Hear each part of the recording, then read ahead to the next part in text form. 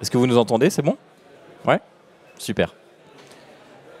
Eh bien, bonjour à toutes et à tous. Merci d'être présents aujourd'hui avec nous pour échanger autour de MyEcoPro. Alors, je suis Martin Créage, je suis responsable des projets chez Estia. Et bonjour, je suis Camille Chenuil, je suis directeur technique au sein de Estia. Alors, avant de rentrer dans le vif du sujet sur MyEcoPro, un petit peu de contexte historique sur notre société Estia. Puisque notre métier, c'est de développer des solutions pour l'écohabitat, donc depuis 2016 maintenant, depuis 10 ans.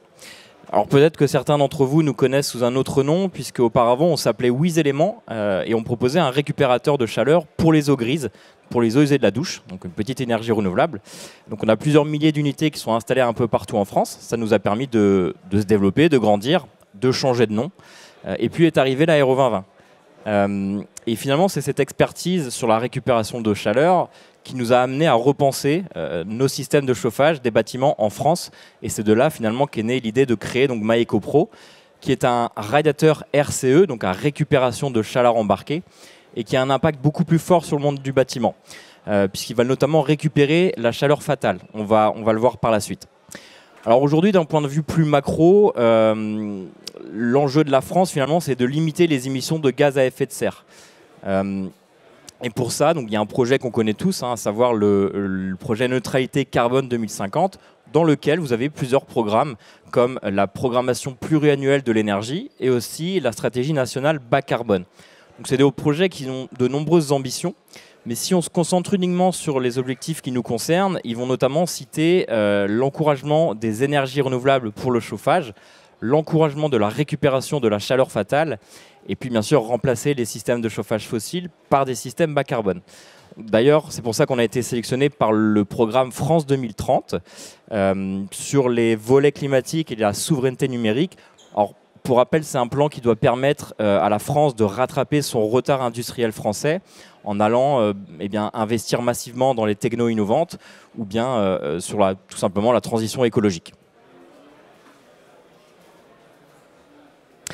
Et donc tout ça, ça va se traduire finalement concrètement dans le réel avec un outil que vous connaissez, je pense, tous, à savoir la RE 2020, donc la réglementation environnementale, qui va concerner tous les acteurs de la construction neuve lorsqu'on veut construire un bâtiment. Et dans cette RE 2020, il va y avoir 6 indicateurs qui doivent être respectés pour qu'un bâtiment soit conforme. On va retrouver le BBio, le CEP et le CEPNR concernant la performance énergétique des bâtiments. On va retrouver l'IC Énergie et l'IC Construction concernant la performance environnementale, donc la partie carbone finalement des bâtiments. Et enfin le DH en ce qui concerne le confort des occupants. Je vais revenir rapidement sur la chaleur fatale. Donc, la chaleur fatale, c'est une chaleur qui est générée via des procédés industriels ou techniques qui n'est pas valorisée en règle générale. C'est même considéré comme un déchet. C'est une chaleur que l'on retrouve classiquement dans des centres d'incinération, où on va avoir un usage qui est réduire le volume des déchets, on va produire une quantité d'énergie qui est extrêmement importante et qui, jusqu'à présent, était peu valorisée. Donc aujourd'hui, dans le cas justement des incinérateurs, on a une valorisation via des réseaux de chaleur urbains, puisque les gisements d'énergie sont tellement importants qu'on a un besoin de les valoriser. C'est devenu même obligatoire. Quand on a une source d'énergie fatale, de chaleur fatale trop importante, on demande à ce qu'elle soit revalorisée. Parmi ces sources de chaleur fatale, on trouve également les data centers. C'est un des sujets auxquels Estia s'intéresse particulièrement parce qu'aujourd'hui, la consommation électrique française des data centers représente 2% de la consommation totale. Et les prévisions prévoient une augmentation jusqu'à 13% de la consommation électrique d'ici 2030. Ça s'explique principalement par l'intensification des outils numériques. Avec l'arrivée de l'intelligence artificielle, on a des consommations très intensives. Et au niveau national, on a des enjeux comme la souveraineté numérique, puisqu'on veut rattraper le retard et être moins dépendant des géants américains vis-à-vis de la souveraineté. Ça pose un vrai souci au niveau national, puisqu'on a déjà un stress électrique assez important. On a des consommations qui augmentent, notamment avec l'arrivée du véhicule électrique. On a une électrification du réseau qui est de plus en plus importante.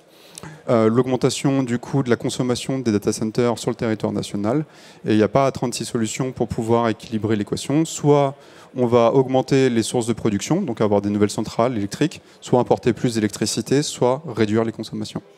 Et c'est là où justement Estia essaie de se positionner sur la réduction de consommation à travers les radiateurs RCE. Donc qu'est-ce que c'est un radiateur RCE? C'est un radiateur avant tout électrique, dans lequel on va intégrer une nouvelle source de chaleur qui est issue du calcul informatique que l'on retrouve habituellement dans un data center. La différence, c'est qu'on est sur une dissipation qui est complètement passive et qui va permettre justement de refroidir ces modules de calcul directement dans un radiateur sans système actif. Donc là où historiquement on avait un data center qui consomme de l'électricité pour pouvoir produire du calcul et qui rejette la chaleur dans l'environnement parce qu'elle n'est pas valorisée, avec Estia et MaïcoPro, on va avoir 1 watt d'électricité qui va faire du calcul, mais cette fois on va revaloriser la chaleur là où on en a besoin, c'est-à-dire dans le logement.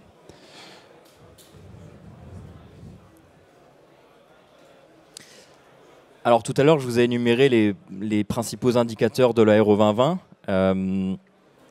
pour la simple et bonne raison que MaïcoPro va avoir un impact positif très important sur ces indicateurs. Pour faire simple, choisir MaïcoPro en fait sur des opérations en construction neuve, c'est l'assurance de la conformité avec la RE 2020. En fait, c'est cette chaleur fatale des modules RCE dont vous a parlé Camille, qui est une énergie renouvelable captée directement sur le bâtiment. Donc ça a pour conséquence une contribution nulle sur les indicateurs du CEP et du CEPNR. Autrement dit, ça compte pour 0 d'un point de vue thermique, c'est-à-dire dans les logiciels que vous pouvez utiliser aujourd'hui. Donc évidemment, on octroie d'excellents résultats sur les projets, sur ces indicateurs-là.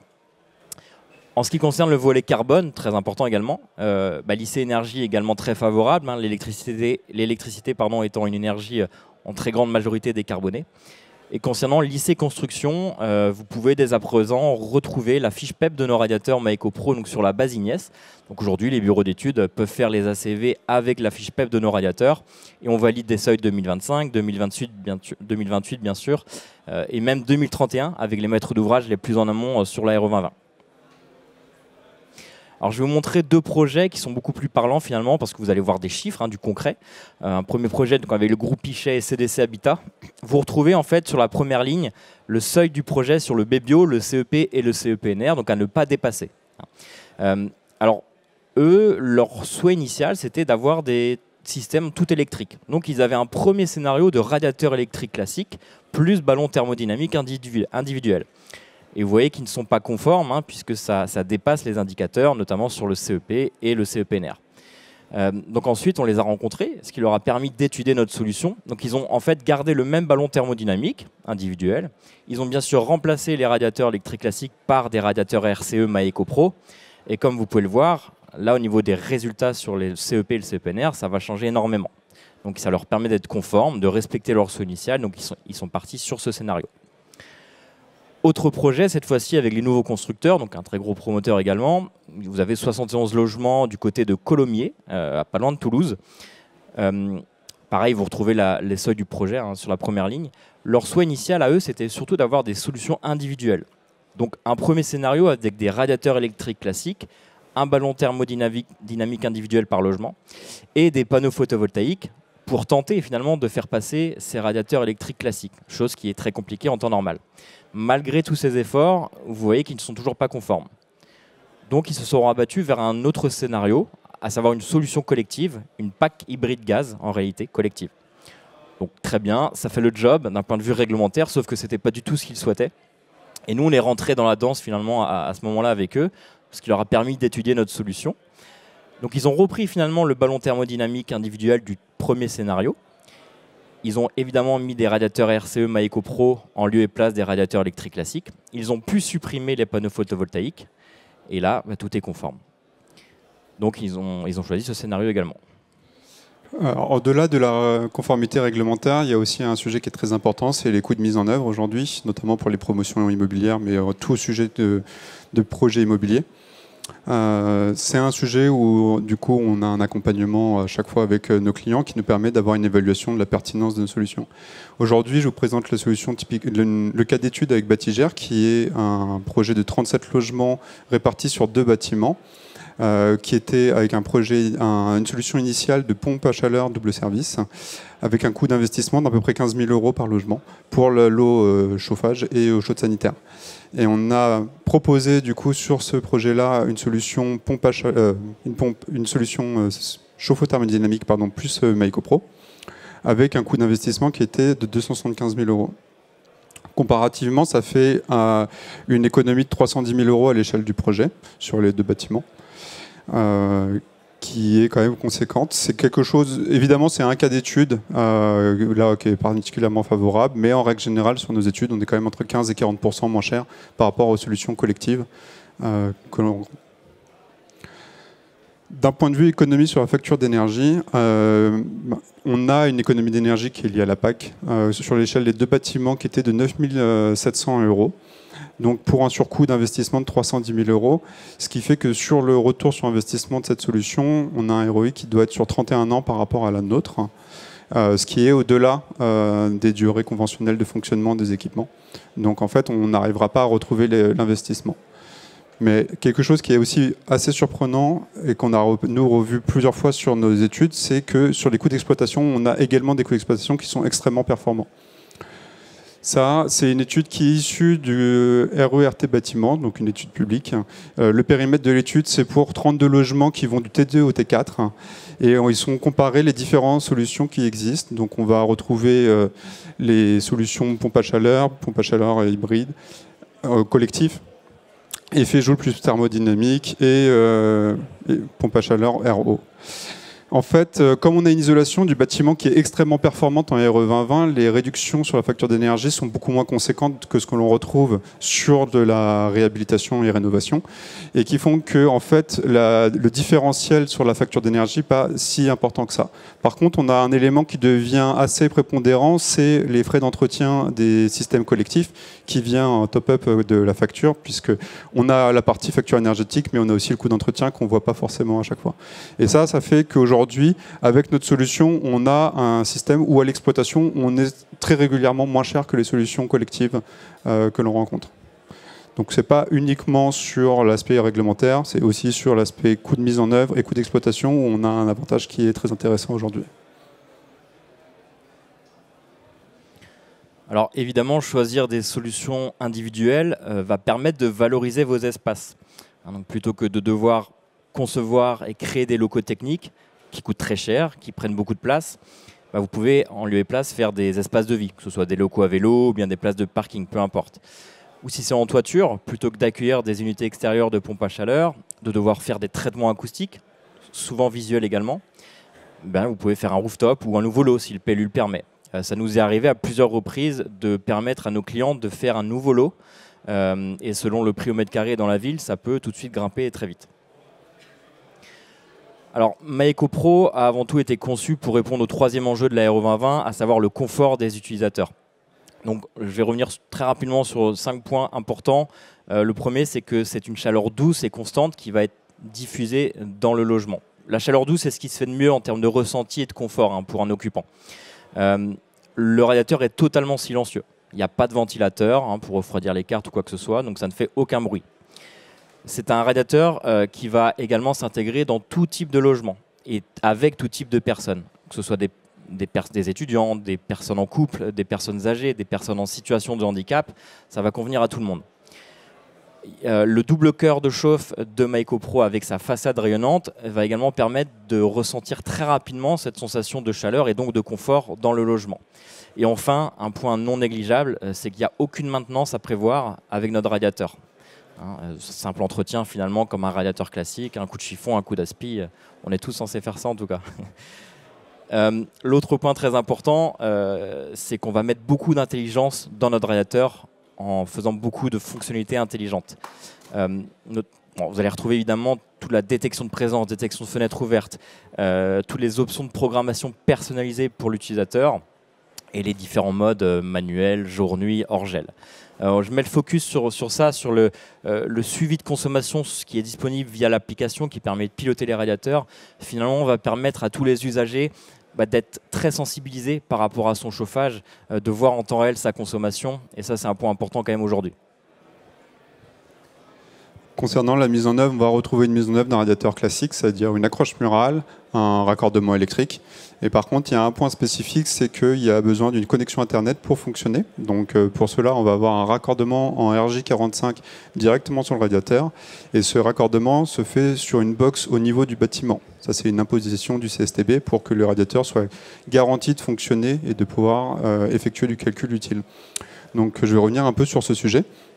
Aujourd'hui, cette box Internet propre au bâtiment, elle va être dans un local technique, souvent dans l'espace fibre du bâtiment. Elle peut aussi être dans la gaine palière, c'est d'ailleurs très souvent là où on la retrouve.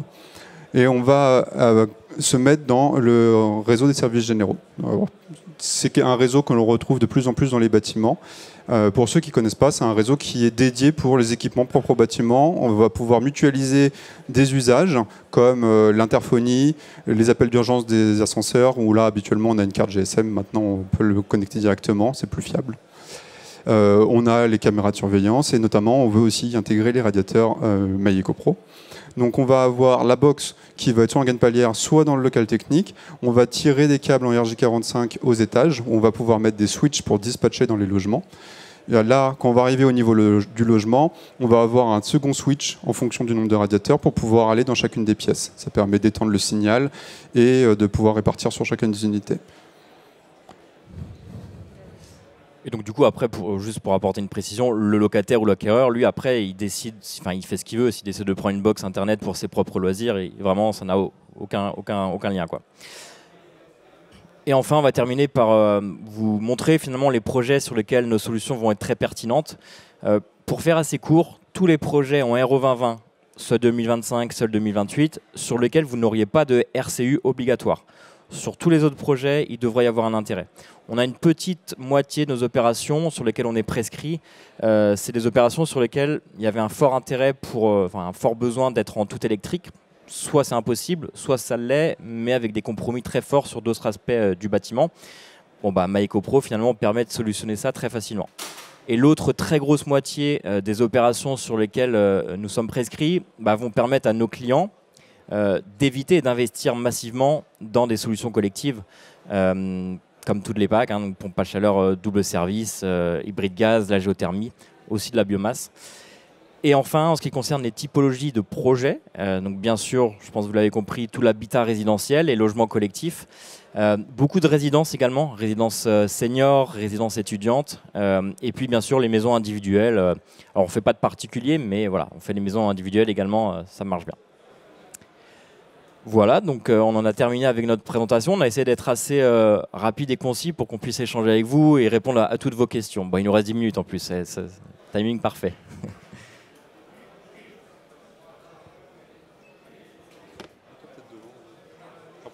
Rapproche-toi peut-être. Non, on devrait l'entendre dans le retour. Mais toi peut-être devant la pièce. Bonjour, merci pour votre présentation. Je suis arrivée un petit peu en retard, donc j'ai peut-être loupé l'information, mais est-ce que vous avez parlé de la durée de vie du produit ? Et deuxième question, est-ce qu'il y a un coût à prévoir pour l'utilisation du logiciel qui permet aux utilisateurs de voir leur consommation ? Alors sur la durée de vie aujourd'hui, on a un dimensionnement qui est prévu sur 20 ans. On l'a mis sur 17 ans sur les fiches PEP parce que c'est conventionnel. Et donc ça nous demande d'apporter une charge de preuve qui est conséquente pour pouvoir justifier de plus. Mais OK pour 17 ans. En termes de vision vis-à-vis du produit, les pièces sont remplaçables et on essaye de maintenir l'architecture au maximum pour pouvoir, malgré qu'on fasse des évolutions de gamme, maintenir une transposition entre les différentes pièces dans les radiateurs. L'idée derrière, c'est de se dire que nous, on veut faire vivre au maximum le radiateur et de pouvoir remplacer les pièces dedans s'il y a une demande. Et la suite de la question, c'était sur... Est-ce que ça coûte le logiciel ? Ah oui, non, par contre, du coup, l'utilisation est complètement gratuite pour les utilisateurs. Le logiciel, c'est l'application qui permet de piloter les radiateurs, font partie du service. Aujourd'hui, le gain issu du calcul sert intégralement à développer la R&D et les services qui sont pour les utilisateurs. Donc tous les bénéfices qui sont issus des calculs, issus des radiateurs d'un point de vue data center, ne sert qu'à financer de la R&D et à financer du service parce qu'il y a besoin d'avoir des serveurs pour pouvoir faire tourner les applications et sont à l'usage des utilisateurs. Il n'y aura pas de prix payé pour un utilisateur pour faire fonctionner les services avancés.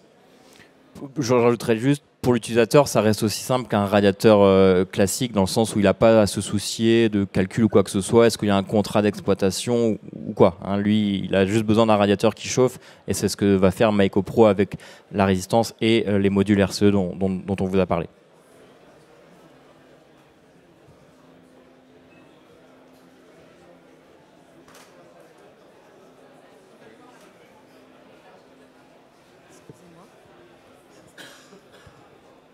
Bonjour, moi c'est pareil, j'ai 2 questions. La première, c'est qu'est-ce qui se passe l'été avec le petit module, du coup c'est un mini data center si j'ai bien compris dans le radiateur. Vous coupez, enfin il fonctionne plus je suppose. Et la deuxième question, c'est vous revendez cet espace de stockage ou de ce data center à des entreprises? Alors oui, du coup, le radiateur ne fonctionne pas en été. Ça va être la commande de l'utilisateur qui va définir s'il y a de la puissance de calcul disponible ou pas. Et donc, à partir du moment où il n'y a pas de besoin de chauffage, il n'y a pas de calcul qui est disponible. Et en effet, aujourd'hui, il va y avoir... Nous, on met la puissance de calcul à disposition d'acteurs qui souhaitent avoir de la puissance de calcul quand ils le souhaitent. Donc, on va revendre une partie de ce calcul-là.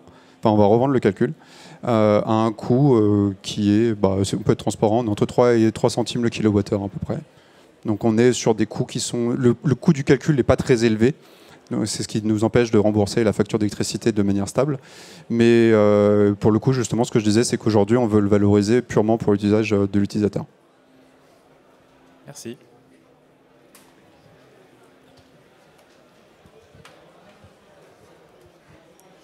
Bonjour, j'avais une question sur l'utilisation potentielle en tertiaire.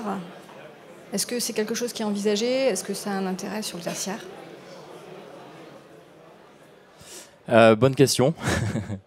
Aujourd'hui, c'est pas notre cœur de métier. Disons qu'on sait que ça fonctionne extrêmement bien sur l'habitat résidentiel. Après, ça reste un radiateur avec un RJ45 en plus. Donc voilà, tout dépend aussi du décret BAX, tertiaire. Enfin voilà, est-ce que ça rentre en compte? Est-ce que vous mettez des radiateurs sur certains types de projets?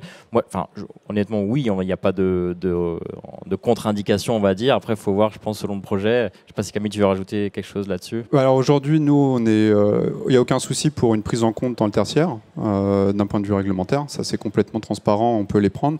Aujourd'hui, ce qu'on a identifié comme problématique, c'est qu'il y a des besoins de renouvellement d'air qui sont plutôt favorables aux ventiloconvecteurs et du coup qui rendent notre solution en millefeuille. Il va falloir mettre des systèmes VMC beaucoup plus performants, là où le ventiloconvecteur va permettre d'absorber le coût. Donc c'est pour cette raison qu'aujourd'hui on n'est pas encore très actif sur ce secteur-là, parce qu'on pense qu'il faut développer une solution qui réponde mieux aux problématiques de ce segment-là.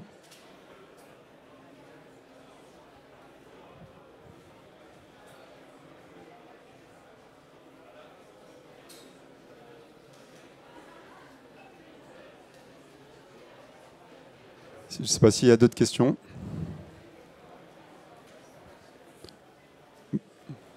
Toujours est-il que s'il n'y a pas de questions, nous sommes au stand 16. Oui, c'est ça, numéro 16. Donc si vous voulez venir nous voir, il y a une partie de l'équipe également qui est sur le stand. Posez toutes vos questions ou si vous avez des projets, etc. Avec grand plaisir pour continuer les échanges. Et merci à toutes et à tous. Merci. N'hésitez pas à passer, il y a le radiateur qui est aussi en présentation.